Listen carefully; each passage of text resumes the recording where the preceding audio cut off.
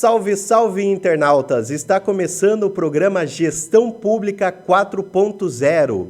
Eu sou Elton Kramer e hoje vamos falar de orçamento público, com o nosso convidado muito especial, professor Rodrigo Kanayama, que é professor da Universidade Federal do Paraná. Seja muito bem-vindo, professor Rodrigo. Bom dia, Elton, bom dia a todos. Muito obrigado pelo convite e vamos falar sobre orçamento. E hoje o tema é interessantíssimo para todos, especialmente para os municípios. A gente vai falar de vários temas ligados ao orçamento público, sobre arcabouço fiscal, teto de gastos, enfim, tudo isso que está saindo na mídia, e você vai ficar aqui com o nosso programa atualizado sobre todos esses temas. E hoje, lembrando que estamos em nome da Valeriotti Cursos, nosso apoiador. Professor Rodrigo, fale para nós, em linhas gerais, o que se entende por orçamento público? O que é isso, para uma definição clara aí para os nossos ouvintes? Bom, Elton, então, orçamento público, eu sempre costumo fazer uma comparação com a vida privada, né? A nossa vida domiciliar, vida em família, mostrar para os alunos o que é o orçamento. Então, nada mais é do que uma fixação do que eu posso gastar, né? Eu defino os gastos antecipadamente e vou dizer o que eu posso gastar. Então, eu faço essa comparação com a vida privada, com a vida em família, a renda familiar, a despesa familiar, porque é mais ou menos assim que o Estado funciona. Ele estabelece as despesas antes, conforme a sua previsão de arrecadação, e só pode gastar nesses limites. Então, é mais ou menos quando a família elabora, por exemplo, um plano para gastar durante um ano, com viagens, com compras extraordinárias, com compras supérfluas, e diz que existe um limite para gastar conforme a previsão de receita a ser arrecadada. Então, o Estado funciona dessa forma, se planejando para poder gastar. O orçamento nada mais é do que isso. A única diferença é que o orçamento público está numa lei, né? Então, nós temos um plano orçamentário, na verdade, temos 3 planos orçamentários em cada um dos entes federativos, que estabelece esse planejamento, né? Esse plano de gastos e previsão de receitas para um determinado período. O orçamento público é fundamental para o funcionamento dos estados, dos entes federativos, porque nós precisamos aí sustentar serviços públicos, serviços que são muito caros, servidores, e é preciso ter esse planejamento com o dinheiro público, né? Afinal de contas, temos que gastá-lo bem. Então, o orçamento público serve para isso. E a elaboração, aí uma diferença muito grande da esfera privada, né? A elaboração do orçamento público acaba impactando, acaba envolvendo muita gente, que vai desde o poder legislativo, o poder judiciário, até o poder executivo. Então, todos os poderes acabam trabalhando, né, em cima de um planejamento, e isso em linhas muito rápidas, gerais, né, mas se for ampliar, eu amplio para todos os órgãos, para entidades, para talvez até serviços que trabalham junto com o Estado, por exemplo, os serviços sociais autônomos, que participam também com o Estado, que acabam discutindo o orçamento público, e depois tudo é consolidado numa peça orçamentária, numa lei que vige por um determinado tempo, como eu disse, a lei orçamentária anual vige por um ano, e aí passe a gastar conforme esta peça orçamentária. É proibido fugir disso. Tá? Então, até por causa do princípio da legalidade, eu tenho que cumprir o que está na lei. Se não houver a previsão legal, eu não posso gastar. Professor, até entendendo o orçamento público, normalmente é o Poder Executivo, né, que o elabora, que é a autoridade competente, vamos dizer, para elaborar o orçamento público. E é muito comum a gente escutar até na mídia, vereadores chegarem e falarem, eu vou incluir no orçamento público tal despesa, eu vou determinar aqui no orçamento público que o Executivo construa escolas, que faça asfaltos. É permitido ao vereador alterar ou simplesmente criar leis orçamentárias? O vereador não pode criar leis orçamentárias, né? Cada poder aí tem um papel definido na Constituição e nas próprias regras regimentais dos poderes legislativos.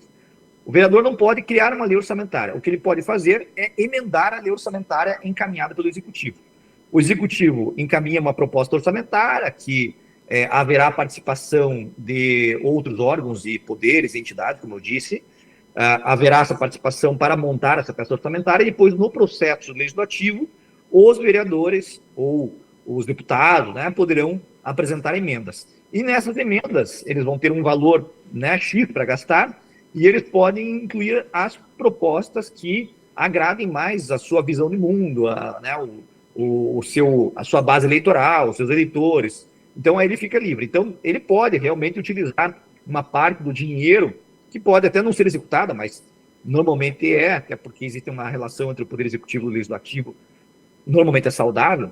Então, o vereador pode depois divulgar, dizendo, olha, eu incluí uma despesa lá no orçamento em prol de uma determinada comunidade, de um determinado bairro. Ele pode fazer isso faz parte, inclusive, do discurso político dele. Então, há uma participação bastante democrática aí de todos todos os atores aí que estão envolvidos com o orçamento público. É uma atuação limitada, então não é bem assim, né, que ele pode fazer Exatamente. qualquer coisa com o orçamento, né? Exatamente. Existem limitações, né? Por exemplo, um vereador não pode simplesmente anular uma despesa com pessoal, com pagamento de servidores, e daí criar uma despesa dele. Isso ele não pode fazer, existe até uma proibição na Constituição. Mas, por outro lado, ele tem uma certa liberdade com os valores que estão ali soltos, que normalmente são valores que já são deixados soltos pelo próprio Poder Executivo. No momento do encaminhamento da proposta, o prefeito encaminha a proposta com esse valor já livre, para que os vereadores possam alocar esses recursos conforme os seus interesses eleitorais.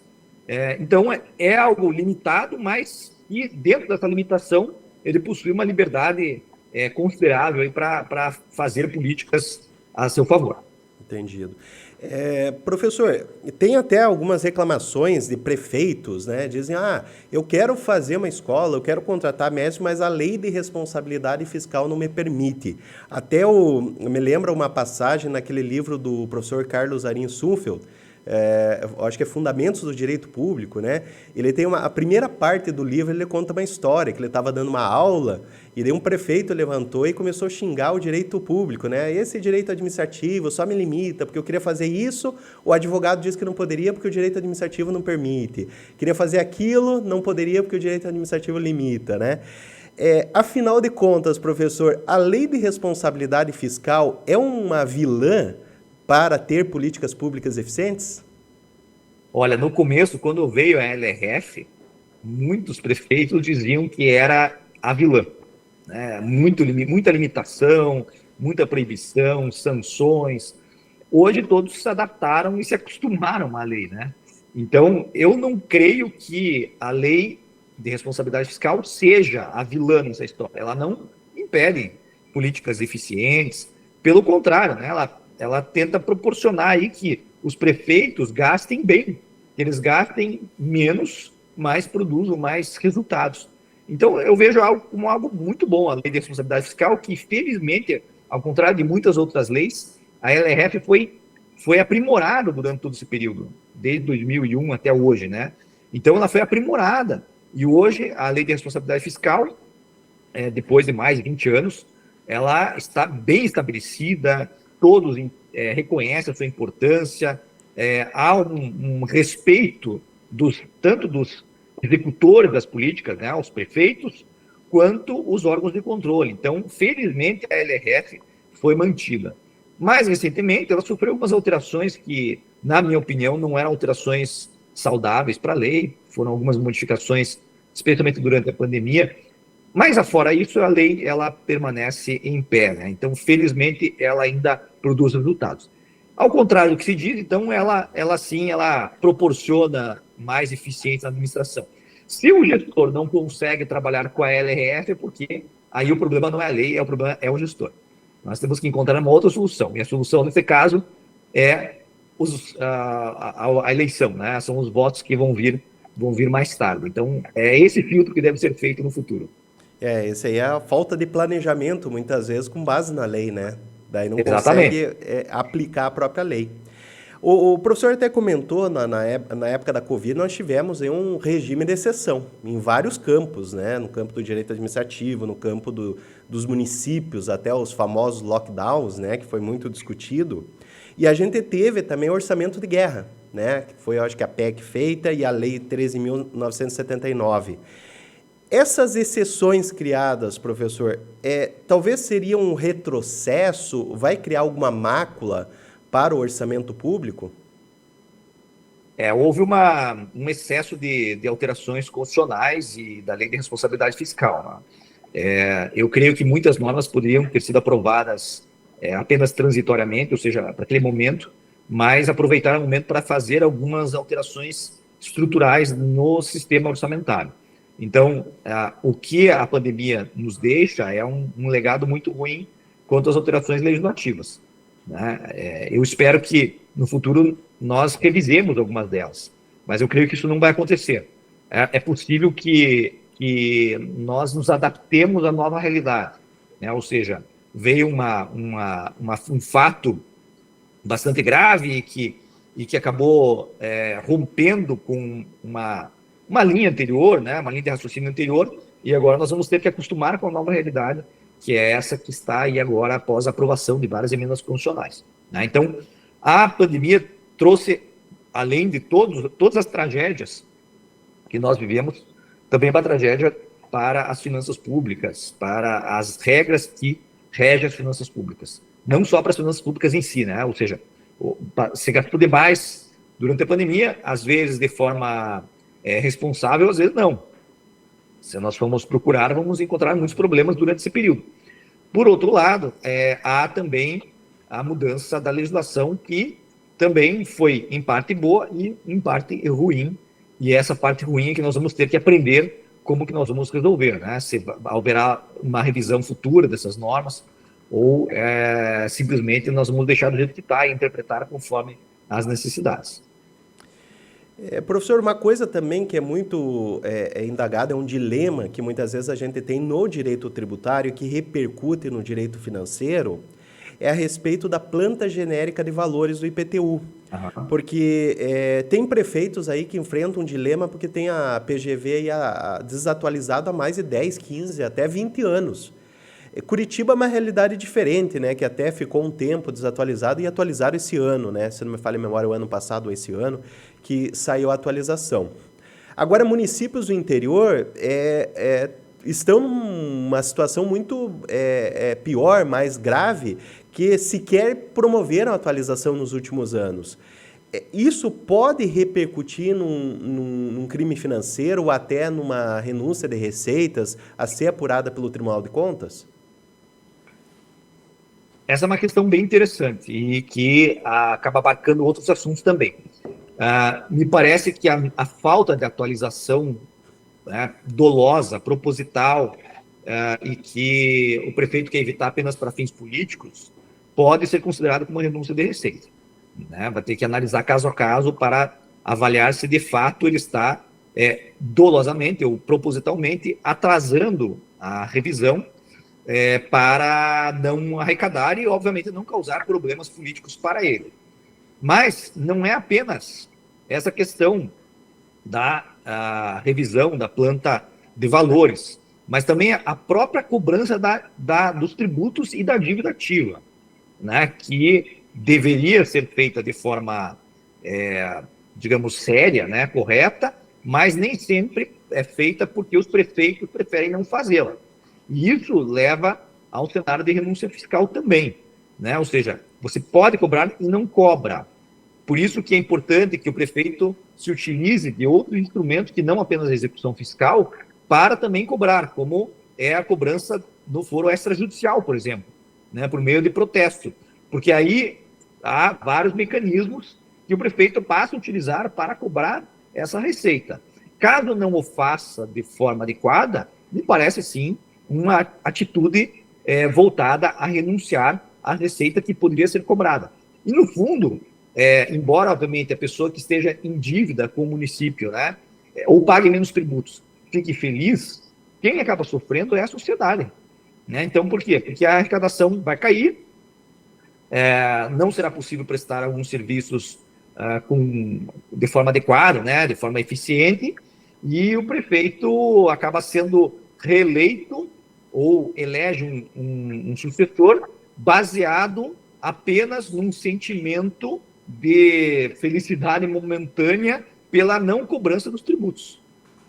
né? Isso o prefeito não pode realizar. E creio que os órgãos de controle devem sim acompanhar a cobrança dos tributos a fim de manter a cobrança de forma adequada, sob pena, inclusive, de não haver as transferências voluntárias. Porque se o prefeito diz, olha, eu não preciso de mais receita, então eu não preciso de mais transferências voluntárias, eu não preciso mais receber do Estado ou da União para a realização de obras públicas.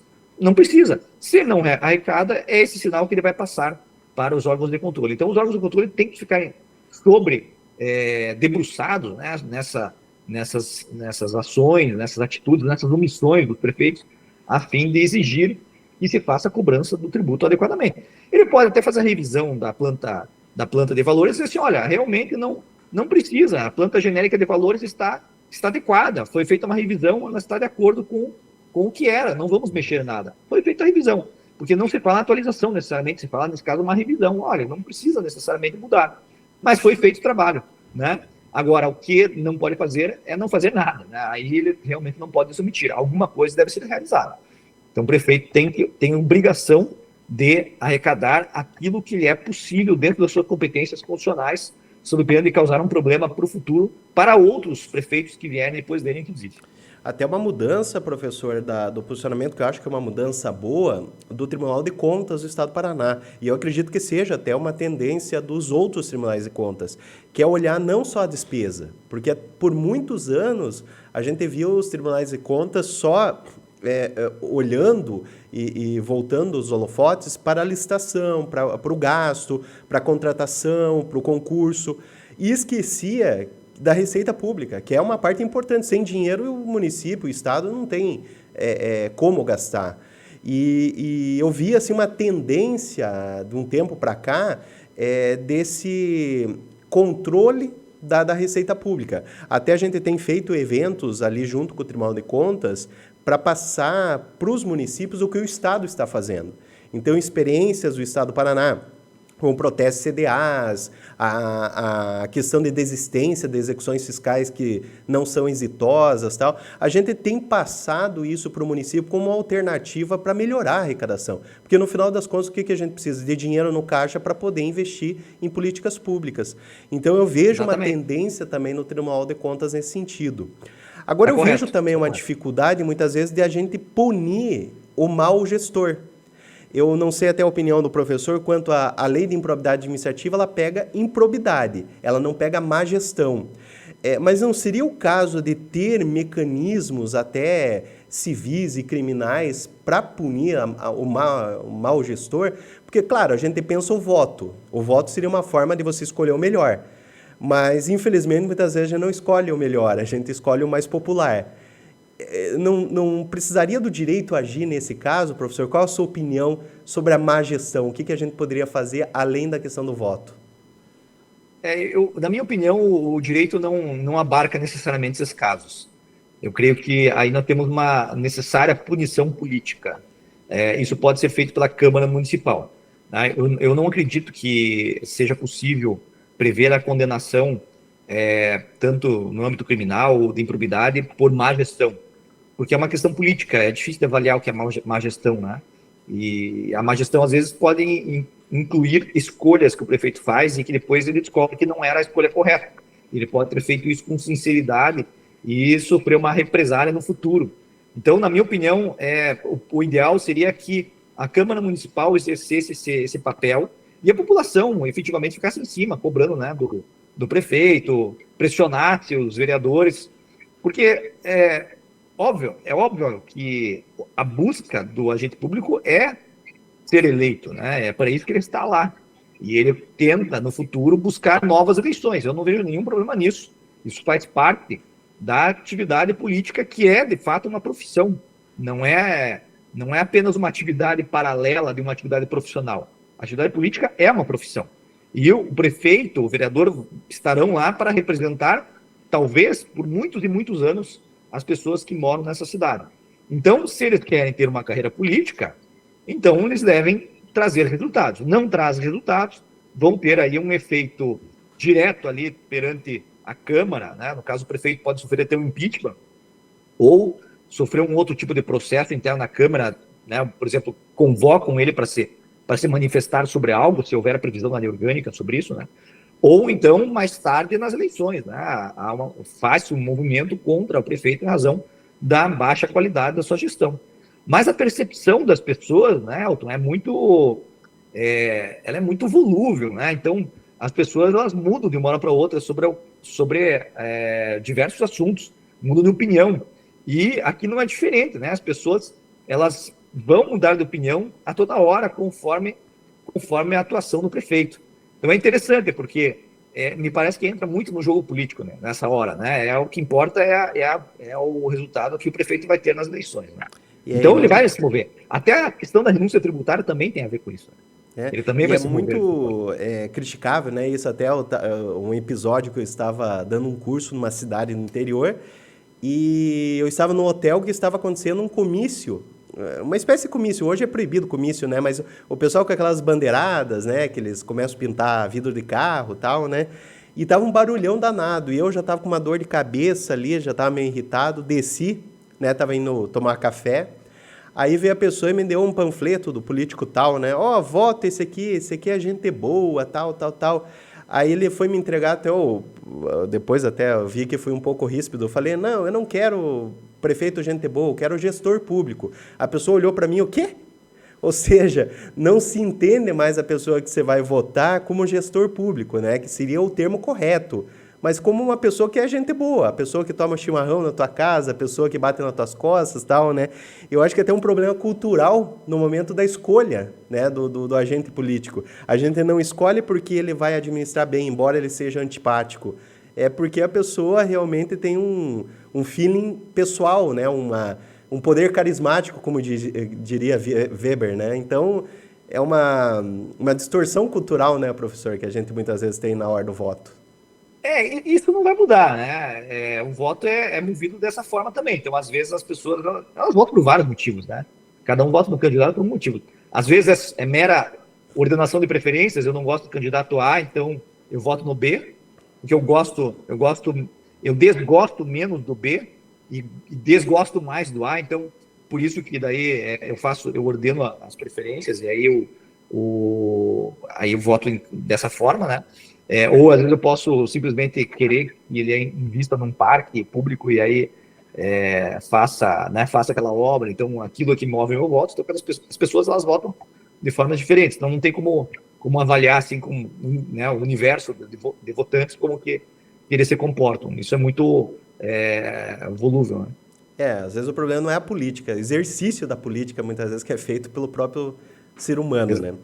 Exatamente. Professor, antes de passar para a próxima pergunta, eu vou fazer uma rápida chamada nos nossos apoiadores e já retornamos. Perfeito.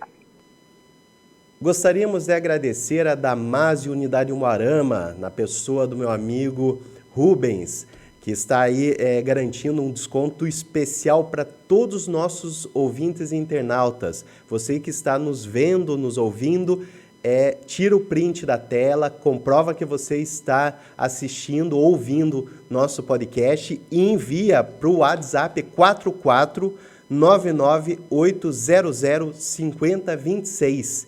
E você vai ganhar um desconto de 10% em qualquer pós-graduação da Damásio Unidade Umuarama. E também, se você enviar, você vai ganhar um curso gratuito chamado Técnicas Essenciais e Prática Jurídica. Então veja, não perca essa promoção da Damásio Unidade Umuarama somente exclusivo para os ouvintes do nosso podcast. Também agradecemos o apoio da Valeriotti Cursos, do meu amigo Juninho, lá do Rio de Janeiro. Ele também garante um desconto de 10% em qualquer um dos cursos da Valeriotti.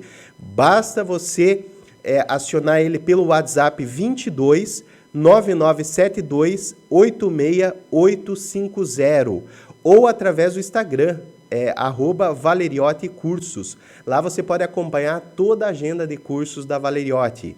Também agradecemos o Jornal Ilustrado de Umuarama, do meu amigo Elídio, que tem as principais notícias da nossa região.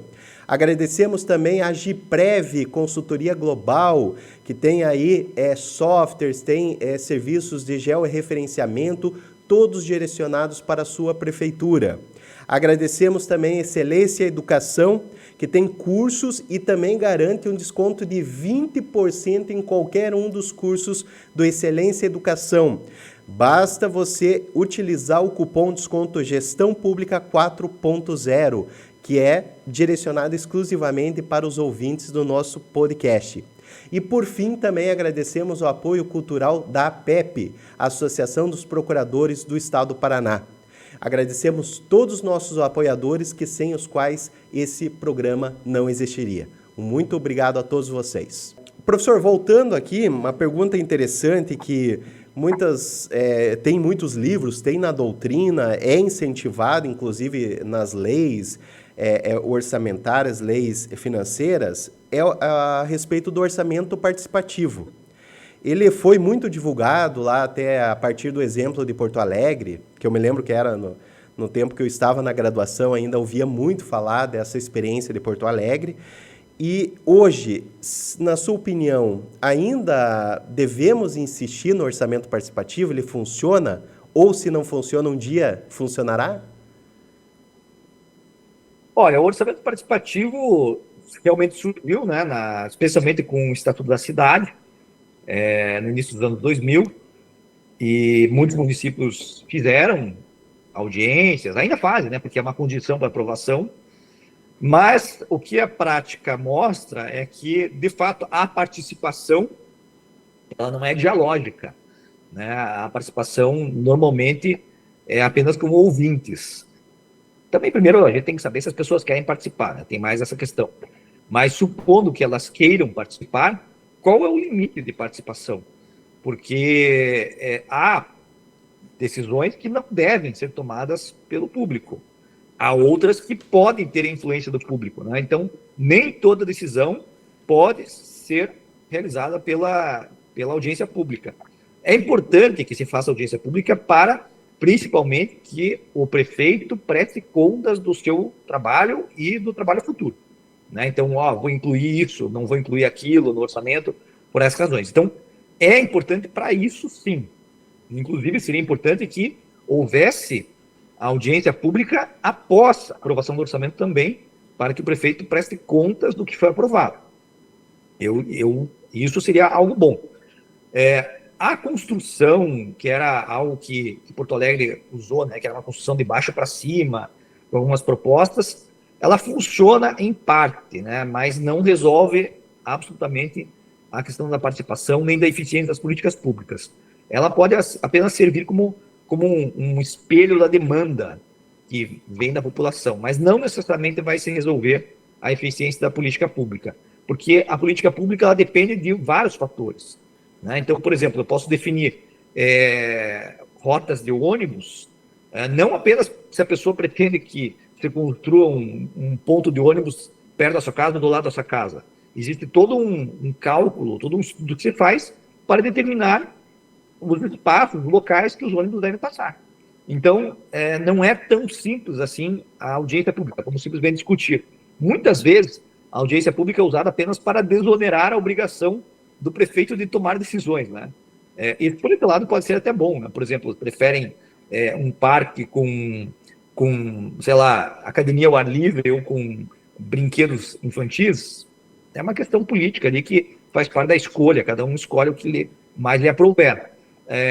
Mas outras questões mais técnicas é um pouco mais complicado levar para uma discussão pública, né? Então, é preciso entender bem como que funciona essa lógica, e eu acho que nós não encontramos ainda o bom tom para a realização dessas audiências. E aí tem as decisões técnicas, né? As decisões técnicas eu acho que seria complicado de você jogar a população, né? Até que a população não tem esse preparo, muitas vezes, de dizer, né, o ponto de ônibus, como o professor falou, outra situação, por exemplo, contratação de cardiologista. Não, eu prefiro o clínico geral, mas por quê? Porque é teu problema, mas nós temos milhões de outros problemas que precisam ser atendidos, né? Então, Exatamente. A gente tem certa limitação. Outra pergunta, professor, e essa eu escuto em todas as aulas que eu vou da graduação de Direito Tributário, quando eu estou falando da matéria, principalmente de repetição no indébito, os alunos falam, mas professor, veja bem, se eu tiver que pagar o tributo, eu sou intimado lá para pagar em 5 dias, se eu não pagar, eu já tenho o meu carro, minha conta bancária penhorada. Agora, se o Estado está me devendo, e o Estado de uma forma geral, né, União, Estados, municípios, ele pode contestar, ele pode impugnar, ele pode recorrer e depois ainda ele vai ter um prazo que é do precatório ou do RPV. Ou seja, isso não fere de alguma forma uma certa isonomia que deva existir entre cidadão e poder público, de alguma forma do ponto de vista da justiça? O que o professor acha? Isso eu escuto toda a aula. Existem decisões judiciais no sentido de igualarem algumas questões, tá? Por exemplo, pagamento de juros, o cálculo das execuções, isso sim, isso acontece. O que nós não podemos simplesmente passar uma régua e dizer assim, a partir de agora é tudo igual, com relação a, por exemplo, regime precatórios, né, a forma da execução, no caso, uma execução comum, outra execução fiscal. Então, são situações bem diferentes porque as pessoas ali são diferentes. O Estado de um lado e o outro privado, né? Então, o Estado possui algumas prerrogativas que os particulares não têm para cobrar, né? Eu não vejo nenhum problema nisso. Por exemplo, o precatório. Eu não vejo um problema da existência do precatório. Eu vejo um problema na falta de pagamento do precatório. Isso realmente é um problema, mas não é algo decorrente imediatamente da legislação, né? Principalmente é um problema da conduta do gestor. Então, mas não é obrigado a pagar. Sim, mas é que faz parte do sistema, do nosso sistema, que não haja o orçamento impositivo para pagamento de precatório. O precatório é pago conforme as disponibilidades de caixa. E por que isso? Porque aí se ponderam dois interesses, né? Duas preocupações que o poder público possui.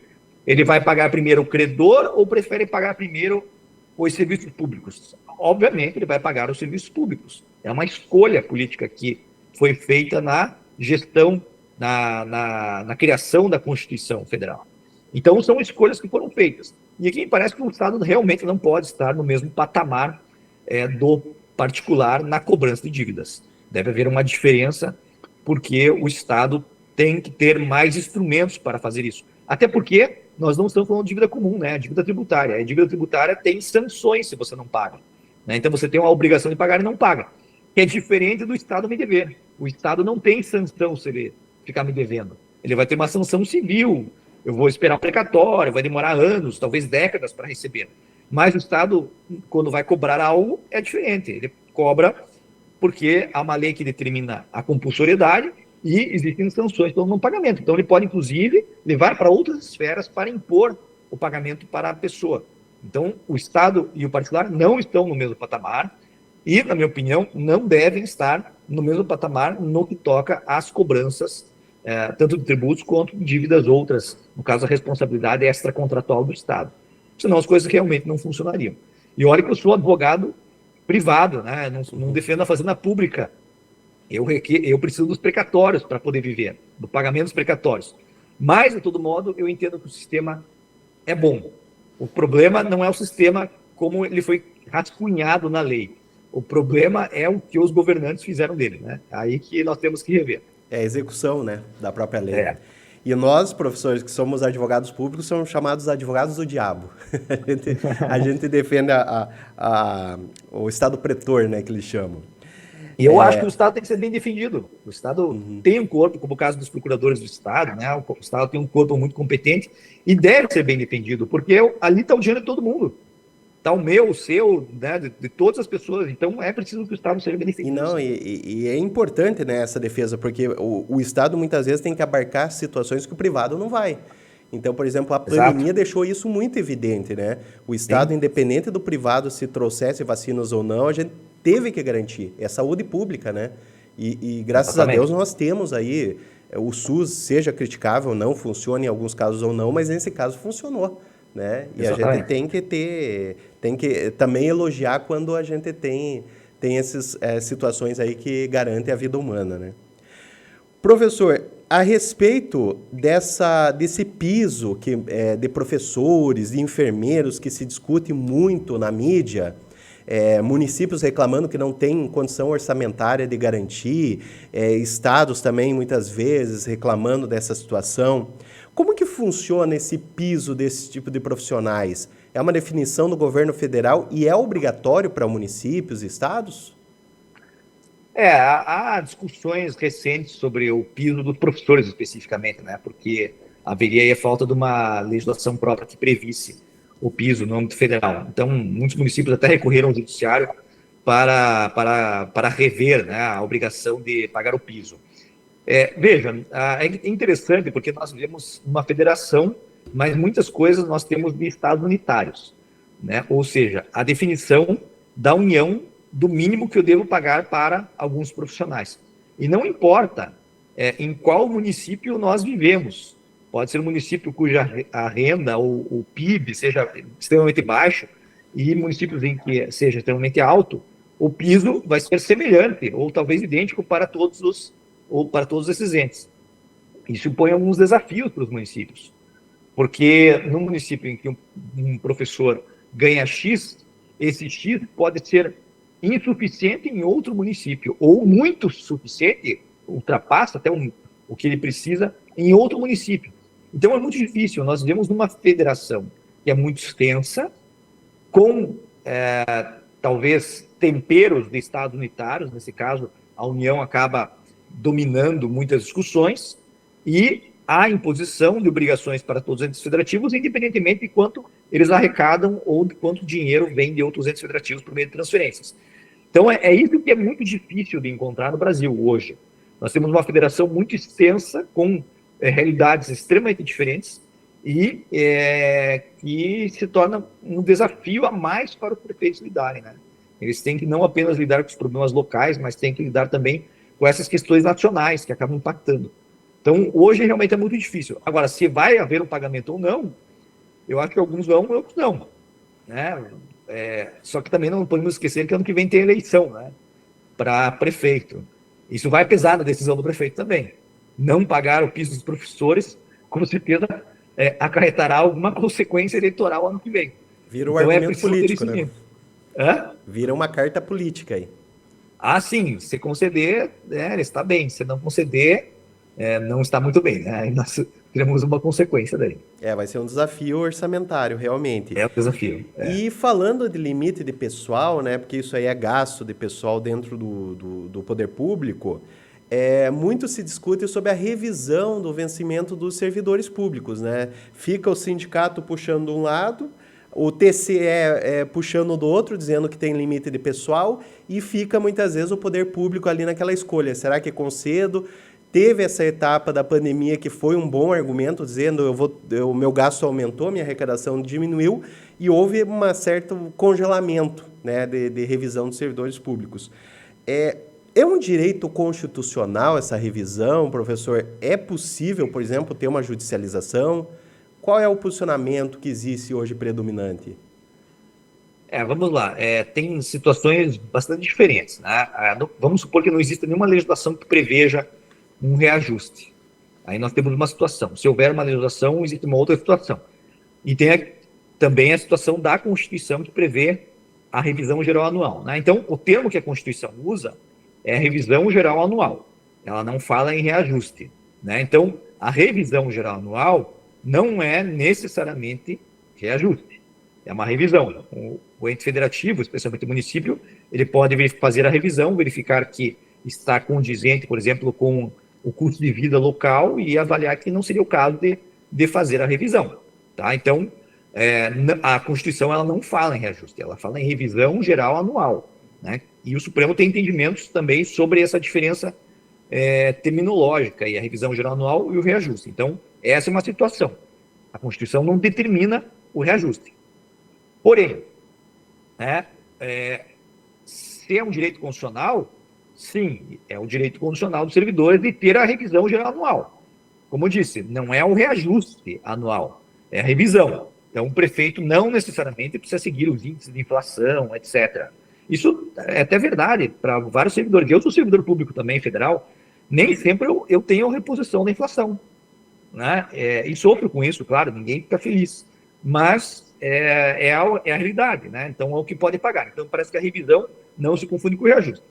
Agora, se houver uma legislação que estabelece reajustes escalonados, né, digamos, durante um ano, 2 anos, dentro do mandato, que agora tem até uma limitação constitucional recente sobre reajustes concedidos para além do mandato do Poder Executivo, né? Mas isso mudou agora nas emendas mais recentes. Mas antes, né, que era possível você conceder reajustes para o futuro, prevendo um escalonamento, então neste ano é X, no final do ano é tanto, mais no ano que vem é tanto, aí me parece que existe uma obrigação legal, né, para que haja o pagamento, porque o prefeito se compromete e aprova uma lei, e parece que ele, aprovando a lei, ele só aprova a lei, só encaminha a proposta legislativa, porque ele sabia que poderia dar conta, né? Então ele não pode descumprir. Então, na minha opinião, se a lei estabelece os reajustes antecipadamente, o prefeito tem que cumprir. Caso contrário, aí nós temos uma discussão sobre reajuste e revisão, né? Aí tem que avaliar, mas não me parece que existe um direito automático de ter um reajuste, né? Porque ninguém faz. Porque o ideal, inclusive, é que a economia não se torne indexada, né? Ou seja, vem o índice da inflação oficial e aí imediatamente há o reajuste. Isso é indexação da economia, que é o que não se quer, que é o que acontecia na década de 80. Aumentava o índice e aumentava tudo junto. E isso gerava uma bola de neve. Então, a ideia é que haja essa desindexação, que não ocorra um reajuste automático por causa da inflação. Aí você faz separado, então separar essa situação do reajuste e a revisão, né, para entender. Exatamente. Exatamente. A revisão é uma coisa, a revisão geral anual, que é o que diz a Constituição, e o reajuste é outra coisa, né? Então, a gente tem que separar bem as situações, mas, como eu disse, o reajuste normalmente é aquela data base, né, que estabelece uma data base. E aí, quando há previsão legal, aí, na minha opinião, tem que haver cumprimento, né? O Estado não pode abrir mão. Agora, se não houver nenhuma previsão, aí vai depender de uma negociação política ano a ano, né? E eu acho que é saudável essa negociação política, sinceramente, eu acho que é saudável. Porque, eventualmente, se eu falasse, não, tem que ser exatamente o índice de inflação, aí é possível que eu nunca consiga algo acima do índice de inflação, porque o prefeito sempre vai usar esse discurso contrário.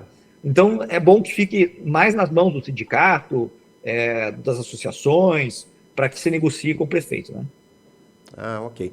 Professor, vamos falar um pouquinho sobre o orçamento secreto, que é um tema muito discutido aí na mídia. Todo o telejornal que a gente acessa acaba falando disso, né? Muitos argumentos veem que os parlamentares eles estariam mais perto da necessidade local, fazendo interlocução com prefeitos, com deputados locais e tal, e seria um ponto positivo para ter esse orçamento deslocado para o parlamento, ao invés de ficar centralizado todo no executivo. Qual a sua opinião sobre isso? Será que funcionaria adequadamente? Seria o correto, segundo as nossas diretrizes orçamentárias? Na minha opinião, não. Eu sou absolutamente contrário ao orçamento secreto e também sou contrário à delegação do poder orçamentário para o parlamento. O Brasil é um dos poucos países... Aliás, vou fazer uma correção. O Brasil é o país com mais delegação de poderes para o legislativo em matéria orçamentária. E isso porque nos Estados Unidos não tem nem previsão constitucional sobre isso, né? Lá é o legislativo, só que por lei é o executivo que acaba controlando o orçamento.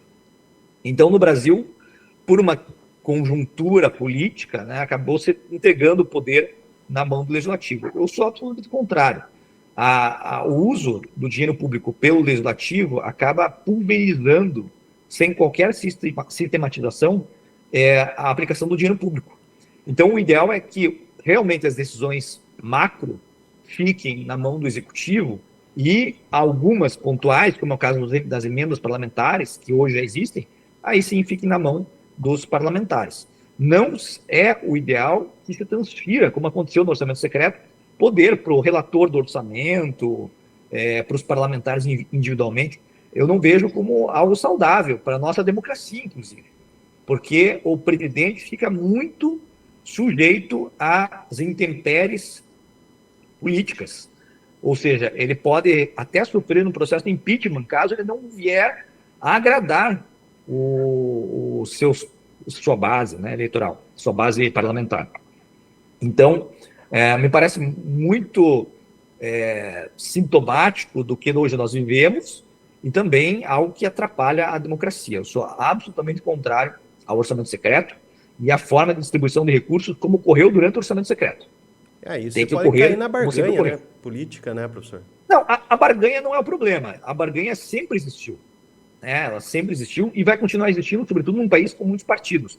Nossa democracia é muito plural, ela tem muitos partidos políticos, e essa extrema fragmentação leva à necessidade de criar esses instrumentos para poder convencer o legislativo. Não vejo problema. O problema é que no orçamento secreto, uma pessoa, que é o relator do orçamento, assumiu essa obrigação e passou a decidir sozinho, praticamente, em detrimento ao Poder Executivo. Aí sim eu vejo um problema, porque o Legislativo efetivamente se tornou o gestor desse dinheiro. Então, nós ultrapassamos uma linha muito importante no momento que veio o orçamento secreto. Professor, a gente tem um desafio dentro da administração pública, que é trabalhar com orçamento limitado, né? Que a gente tem aquela verba, que a maioria das verbas que existem já estão deslocadas, já estão direcionadas para um tipo de serviço, né? Como saúde e educação.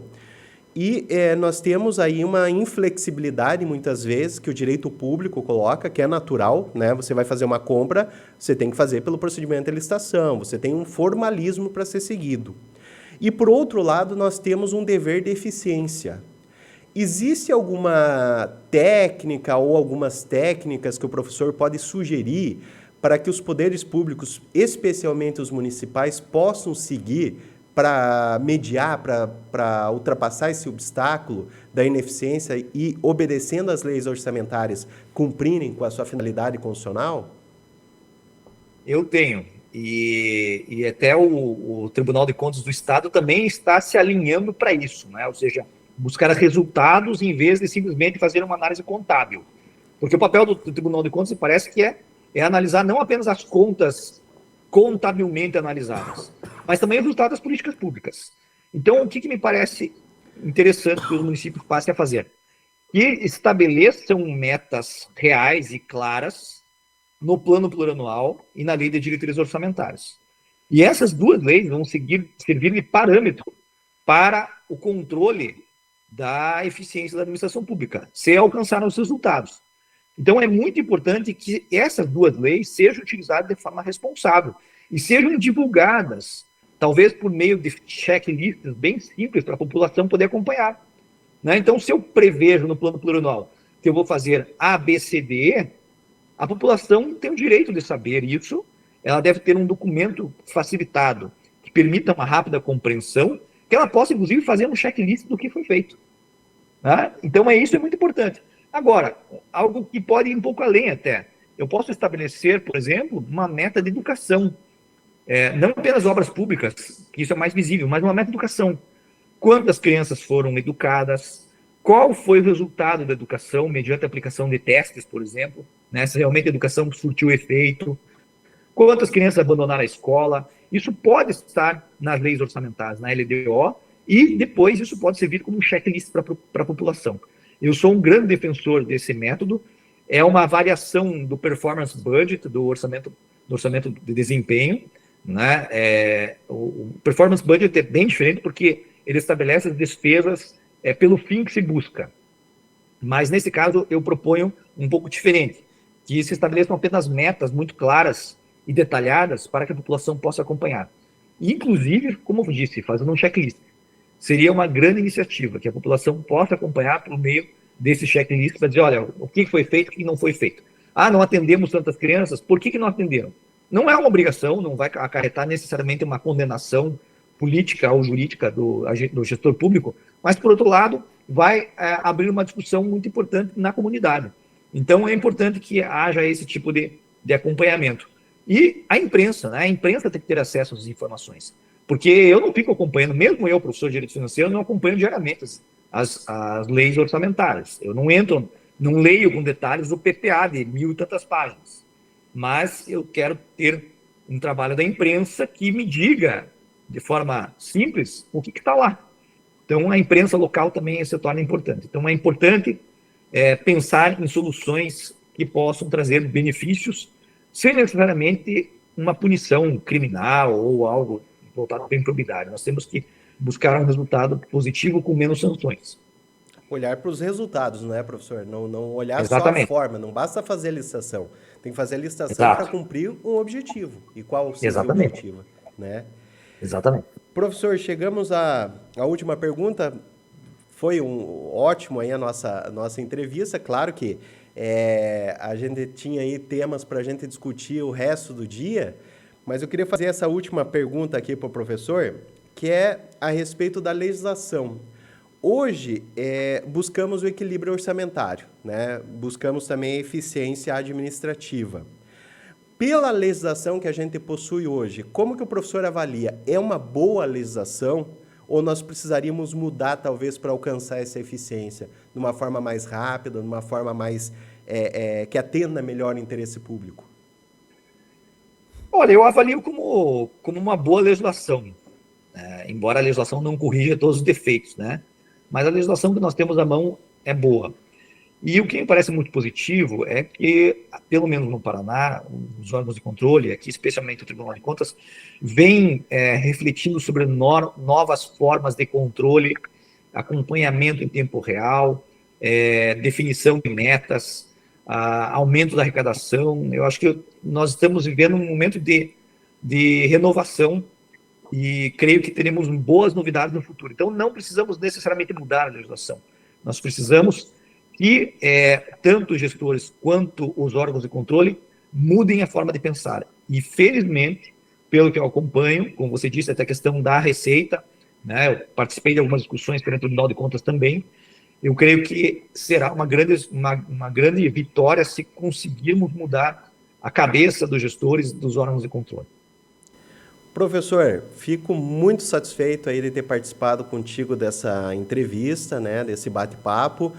As portas ficam abertas para os próximos episódios, que o tema de direito financeiro comporta aí muito debate, muitas questões têm surgido na mídia e com certeza aí no futuro a gente vai ter mais temas aí para a gente trazer para os nossos ouvintes. Muito obrigado, professor. Obrigado, Elton. Valeu. E também agradecemos nossos seguidores, nossos ouvintes e internautas que estavam nos acompanhando até agora. Não esqueçam de se inscrever no nosso canal, deixe seu like e nos acompanhe para você não perder nenhum episódio do podcast Gestão Pública 4.0. Um grande abraço a todos.